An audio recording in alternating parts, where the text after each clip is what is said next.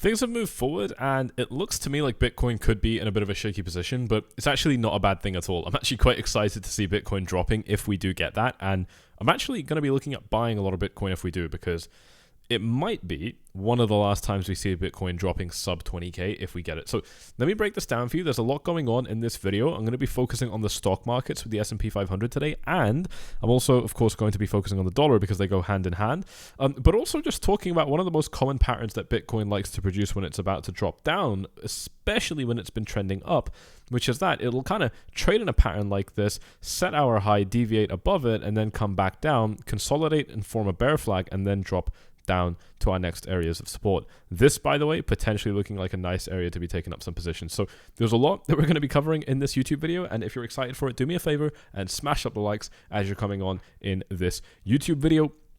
And I am going to be starting with what's going on in the dollar. It's not the most exciting thing, but it is, in my opinion, the most important thing.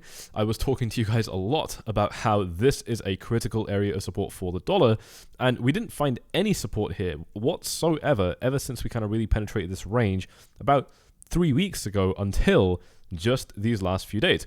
We started to see really big rallies up for the dollar, ladies and gents, still within our support range. It hasn't quite managed to move up, and the reason that I'm taking this very seriously is if we take a look at this on the monthly time frame, you can see that we've really quite consistently managed to find resistance at this level, but we've also quite consistently been able to find support. Take a look at this. Look at some of the support hits we had. This one didn't quite fall in, but we also got support back here.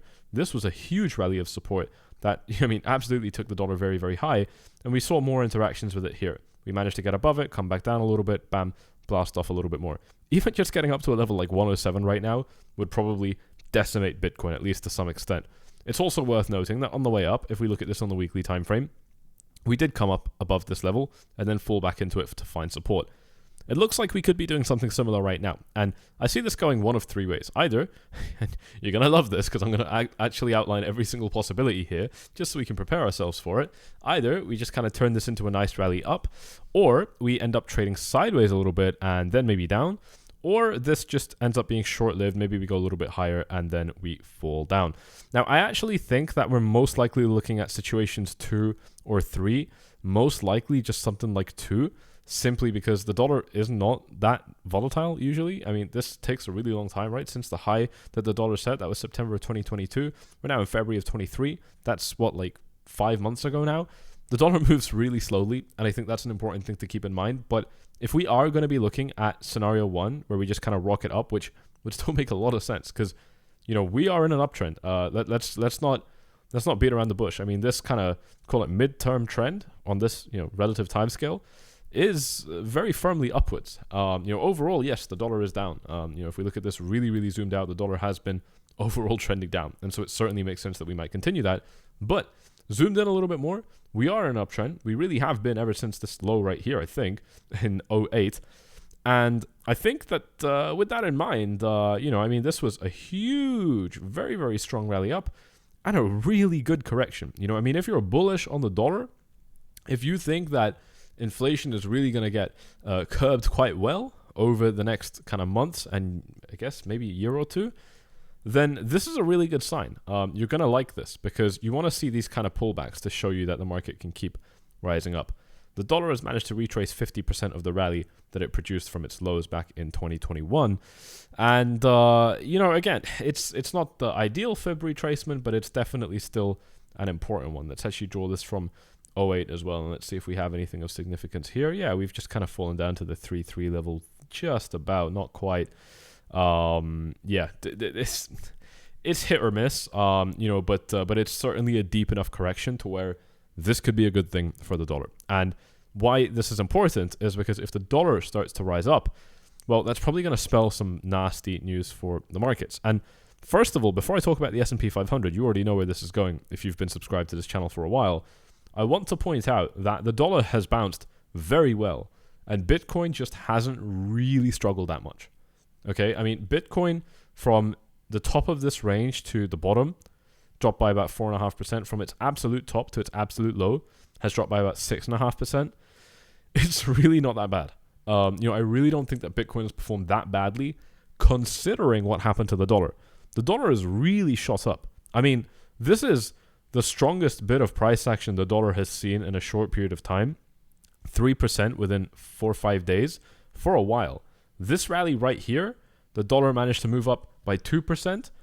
This was between the 30th of December and 6th of January. And if we go ahead and let's just take the dollar chart here, put Bitcoin side by side, and we look at what happened at the same time for Bitcoin, 30th of December. I don't actually know what happened here. 30th of December to the 6th of January. Bitcoin didn't really do anything. Bitcoin was actually decoupled from it quite a bit back here. I actually remember this quite well. Like the S&P 500 dropped between here and here by quite a bit for S&P standards, but Bitcoin didn't. So Bitcoin kind of decoupled a little bit. But this is definitely a very strong move for the dollar, and we have now seen that we kind of had this period where it's almost like Bitcoin was sick. Bitcoin had a fever, and it wasn't kind of responding to things as it should have because of the FTX crash. And now that that's kind of been flushed out, and I fucking told you guys it would get flushed out, right? I mean, people didn't believe me, but I told you guys that we've seen shit like this before. It comes and goes. It's not okay. It's not good, but it happens. And it ain't the first time that we saw it happen either. And we're seeing another bit of proof. I'm just going to hide my camera now because you can't really see what's going on. We've seen another bit of proof of how it always ends up going the same way, where, things look really, really bad during events like this, but the market always forgets about it and the market always gets excited again. It's just what happens. I don't know why necessarily. I mean, I think it's just because of the market dynamics where people always feel a fear of missing out and stuff like that, but it is what it is. And if you know it, you're not going to get completely smacked in the face by the hype because you're going to be aware of these kind of things. And that is obviously very, very important. But we are now in a situation where quite clearly, especially recently, the dollar was rallying up quite nicely over these last couple of days. And this is exactly where Bitcoin has really struggled. If you take a look at what's been going on with the Bitcoin chart, I can actually put this on the 4-hour time frame.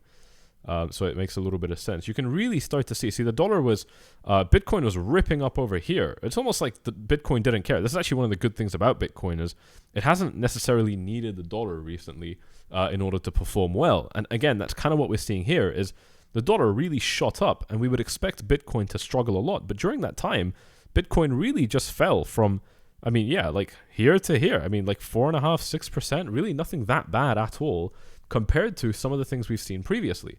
If we take a look at some of the big rallies that the dollar produced previously, I have to be careful about this to make sure that I show you something while the inverse correlation actually existed. It'd be easier if I look at a situation like this right here. Take a look at this one. This is a great example, right? Where we see the dollar really starting to pick up after a bit of a retracement. This is the same situation I showed you towards the beginning of the video. Dollar falls down into the support area and then massively shoots up. When it begins that massive shoot up, look at what happens to Bitcoin.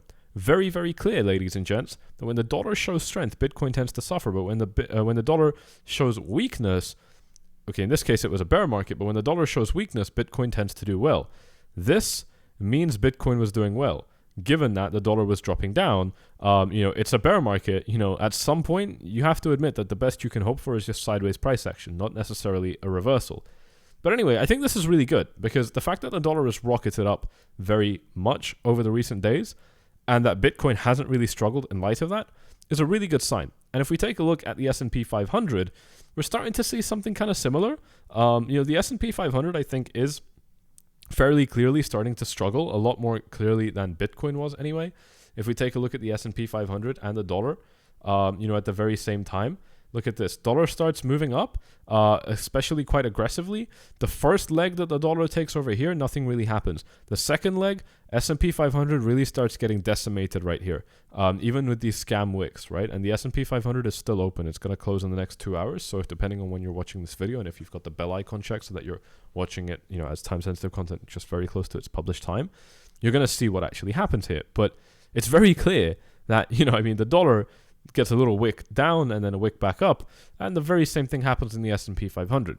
It's absolutely clear that there is some sort of inverse correlation at play here. A lot of people deny it. I don't know why, but the facts are the facts. I'm only laying them out for you. So that's the first really important thing that I want to show you is if you think that the dollar is going to keep rallying up, even though Bitcoin's holding up well right now, that could turn into a problem for Bitcoin, because I think that if we're able to get out of this range, there isn't really anything stopping the dollar from pulling off a really big rally again.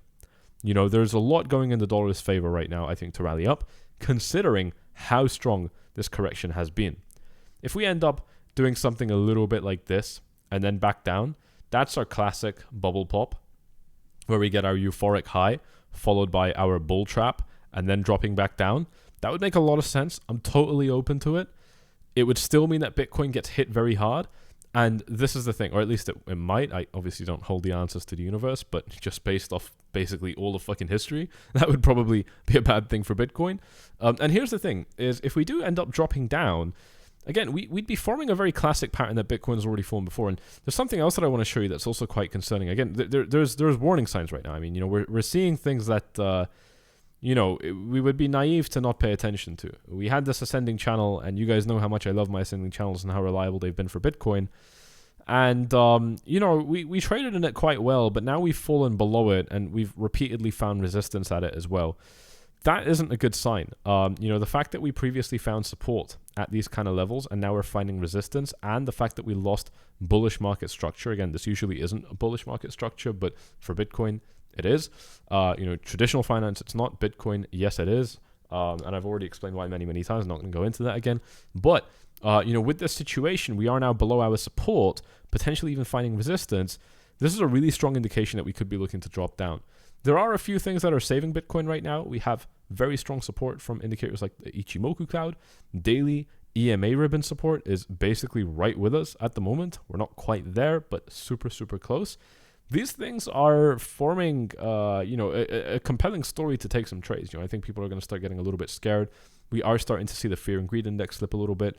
These are the kind of things that really help us make decisions in these markets, because I know that at times like this, people are going to start getting a little bit confused, not really understanding what to do, feeling a little bit of anxiety. That's when traders like you and I, who are looking to capitalize on the market, can really take advantage of what's going on. And if you're looking to do that on a reliable exchange that's been around for a while, guys, I need to highlight OKX to you guys. These guys have been around since 2017. They are a derivatives trading platform, among other things, obviously. They do all the other stuff that everyone else does these days.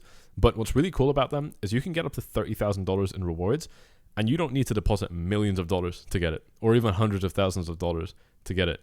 Just by signing up using my link in the description down below, you're going to be getting up to 10K in a mystery box when you sign up using my link in the description. And if you deposit $50 on top of that, you're going to get another mystery box worth up to 10K.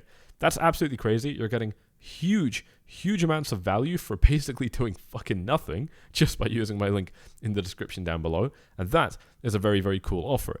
If you want to take advantage of what Bybit is doing as well, guys, you can check out the link for them in the description. Head on over to the rewards hub when you've signed up using my link in the description. And again, you can get up to 30K in bonuses just by watching this video. Just by watching this video, pausing right now, going to check out those links in the description, you stand to get up to $60,000 in rewards. Bybit's rewards are guaranteed. If you meet the criteria, you get them, no questions asked.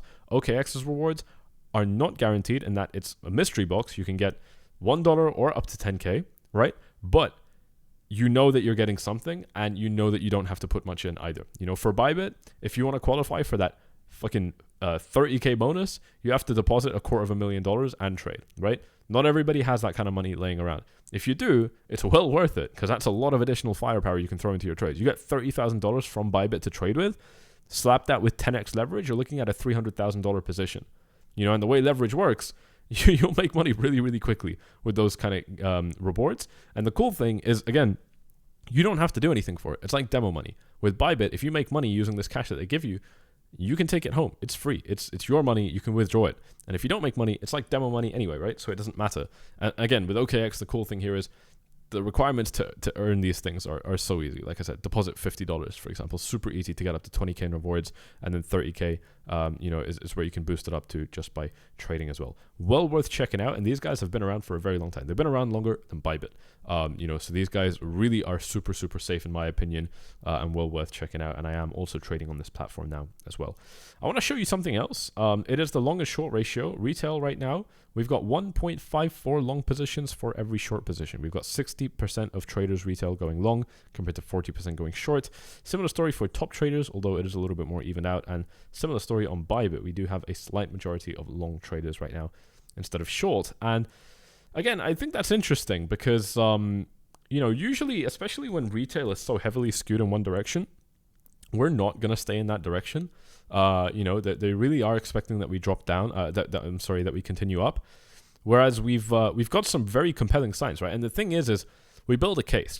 We build a case when we look at things like losing an ascending channel, when we look at things like, the dollar really waking up. I mean, this is serious. You cannot ignore something like this, in my opinion, if you consider yourself a serious trader or analyst. That is dangerous. When we've got a situation like, check this out, guys, on the S&P 500. Now, look, I like what the S&P 500 is doing. I think it's in a really strong, quite healthy position, but we do potentially have this pattern right here. Let me throw this up on a chart for you over here.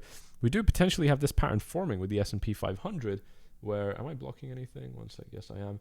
Where you can see that we've got this kind of rising wedge forming here, spans about a 12% price range, and if we drop out of it, we could be looking at dropping right back down to this low again. Now, I'm not saying that this is going to happen, but it's a very typical, setup. It's a very typical setup that an index, or in other words, just any market, can produce. And I think it's something to be aware of. If we're able to pump out of it, we'll be out of the woods, and that would be great. But as it stands right now, this is a risk. And if the dollar is waking up again, it could really fuck up our shit. I mean, this could really be one of those things that's like, we're just kind of chilling. We're in a little, what do you call it? It's not a pond. Where alligators live. What is that? We're in a little swamp. We're just chilling. And the bubbles are starting to rise now. Wow, look at this. This is a bad analogy. You guys are getting what you came for. You already know the deal with this YouTube channel. Fucking king of the bad analogies here. We're starting to see a little bit of the bubbles, legends. I'm not saying anything is happening yet. There may or may not be a crocodile here. But if we get that breakout, yeah, that's, peeking up here, that's the crocodile's nose coming up above the swamp water, right? And if we get that breakout, bam, you are done. You can kiss any dreams you had of a second bull market, within this little bit away, because it's not happening. It's at least not for now. If the dollar goes up, in my opinion, I just can't see how that would play out. And I think that's important to keep in mind as well, because again, looking at things like the long and short ratio, looking at things like the fear and greed index. I mean, yes, we have dropped down a little bit, but we're still pretty high. And if we look at the drop here, like, I personally think that the situation for Bitcoin right now is worse than what this displays. That's actually the main point of this YouTube video that I want you to take away, if you don't take away anything else, is that I actually think that with everything we're seeing, we're not at a situation where it makes sense to have a neutral fear and greed index. I don't think we're at a situation where it makes sense for obviously majority of traders are going to be wrong, right? So seeing that the majority of retail traders, normal traders, are kind of long right now, it's a little bit telling. I don't think Bitcoin is in an amazing position right now. I think Bitcoin's position has weakened. And I think a big part of that is because we just haven't been able to break up. If you look at this range right here, we tested the lows quite a bit over here, and we constantly got rejected, right? Look at this. Rejection, rejection, rejection, rejection. The bears just couldn't get any play. But then in the latter half of this range that we've been in, right, if we look at this from, put a vertical line right here when we entered this range, and a vertical line right here to where we are right now, if we just put a line like right around in the middle, right over here, we had a rejection here, and we've only tested the low once after that. And yes, we have tested the lows quite a bit, but we got real breakouts when we tested the highs. We got closes above. We didn't get any closes at any of these points previously. We got closes above. And to me, it's very clear that, in the latter half of this kind of range that we've been trading in, Bitcoin has been trying to break out, and we haven't been able to do that. So again, it makes sense that we're now looking to test the lows. The problem is that now that we've fucked up those chances, really, we kind of have, look, we could certainly mount another attack, and I think that would be great. I don't know if that's going to happen right now. I think the climate has definitely worsened for Bitcoin. If we do, I stand corrected. This whole video is probably wrong, whatever. But if we don't, I think we really are set up to potentially drop a little bit lower. And we need to talk about what that might look like. If we end up dropping a little bit lower, we have to look at where our support levels are. I think this is a really nice area of support for Bitcoin that stretches between 21.3 to 21.6. It's an area that's been quite important for Bitcoin historically, throughout this whole range. And if I just try and extend this box even further, we can see the price levels that we've actually been able to interact with here. It's been quite important. We got some key rejections here. We got a little bit of support roughly around this area, more rejections over here. it makes sense that we end up finding some support in that range. What I'm actually going to do here is, and I've already got some fib levels drawn for you guys. Take a look at this. Let me just check that these fib levels are still valid, because they might not be. No, I don't think they're still valid unless I drew them from here. No, I didn't. Yeah, so I'm going to stick to this fib retracement situation right here. And what I'm going to do is remove these lines.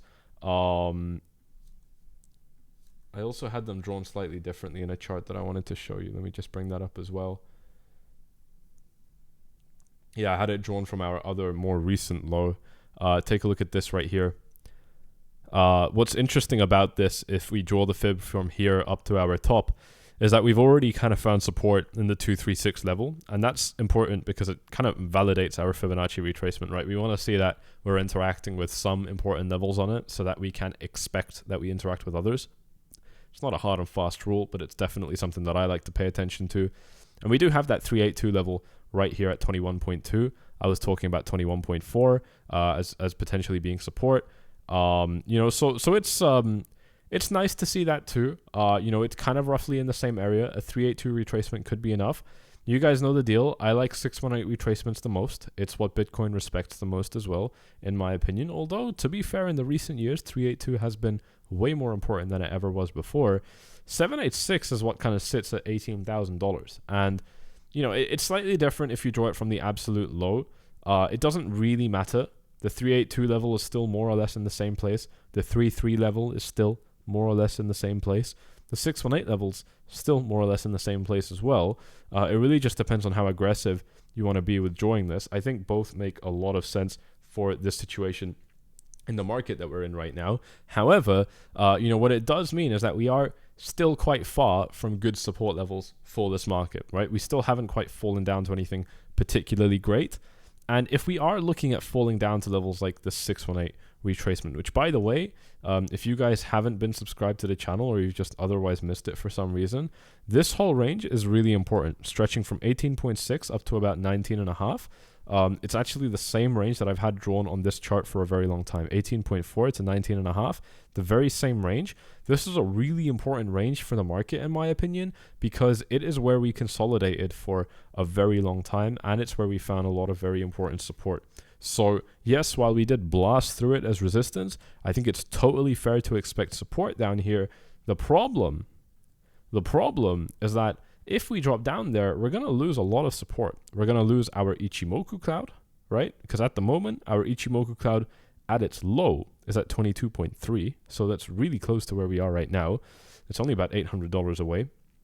And we're also going to lose daily EMA ribbon support, which I don't know about you guys, but I think they're pretty important. And we're going to lose both of them. We're actually going to be below it. And we're going to potentially be finding resistance from this EMA ribbon if it kind of continues to paint forwards, which of course it will. So that's not great either. You know, I don't think that's a particularly amazing sign as well. What is good news is that Ichimoku cloud on the daily, which I've been talking about to you guys for a while, could turn out to be useful if we start looking to drop down. We are going to miss it. You know, it is still a little bit far away from this range. Our cloud is a little bit higher than that. But if we kind of slowly bleed into these areas, we are going to be capturing potentially some really nice support on a nice long-term time frame. So, you know, I don't think that all would be over for Bitcoin, but I do certainly think that we could find ourselves in a position, guys, where Bitcoin is really doing one of its classic, you know, kind of bear market rallies before then continuing lower. And I still think that that's a real possibility, and I've been saying that since the very beginning. I don't want to say that this is the top. I definitely think that Bitcoin could go higher, and I think it should go higher. I think it would make a lot of sense for Bitcoin to capture some support, whether it happens at, you know, the 21K range over here, basically pre-FTX high. We just kind of bounce off this, you know, and then rally higher. Or if it happens a little bit lower, like at the bottom of this range where we consolidate it sideways for a long time. Or if we come down to tag some of our lows around 17, 18K. Either way, I would love to see that Bitcoin rises up higher because, again, this is the kind of thing that really builds that liquidity trap for, you know, retail traders to just really buy the hype. For now, a lot of the signs are showing me that Bitcoin isn't in as good of a position as it was a few days ago, but Retail hasn't picked up on that yet. Sentiment hasn't reflected that yet. And the dollar is really as a like some sort of dragon, kind of starting to break out of its little dragon egg right now, and getting ready to cause some problems for the markets. So that's just what I'm seeing. Really, my goal here with all of this content, as always, is just to lay out the facts. And try and stay relatively unbiased, but then of course tell you what my opinions are as well. And I want you guys to make up your own judgments. I probably missed a bunch of stuff, and if I have, just let me know in the comments down below. But just kind of looking at that picture, I don't know. I don't know. You tell me. But I feel like I have made my thoughts pretty clear in this YouTube video. There's a lot going on here, and I'm very excited to be able to trade it. I'm going to be showing you everything that I'm doing inside of the 𝐷𝗫𝗏𝐻𝐵 VIP channel. So shout out to those of you that are inside already. If you want to jump inside, follow this link in the description down below. That's where you can join my free Telegram channel, where I'm giving you more updates on the markets from myself and my team around the clock, pinged straight to your phone. Once you're in that channel, click on my name at the bottom of any post. It looks just like this, and then click on message. That's it. Just ask me how to join. It's a direct chat with me. If I don't respond to you, one of my assistants will as well, so don't worry about that with time zones and all that.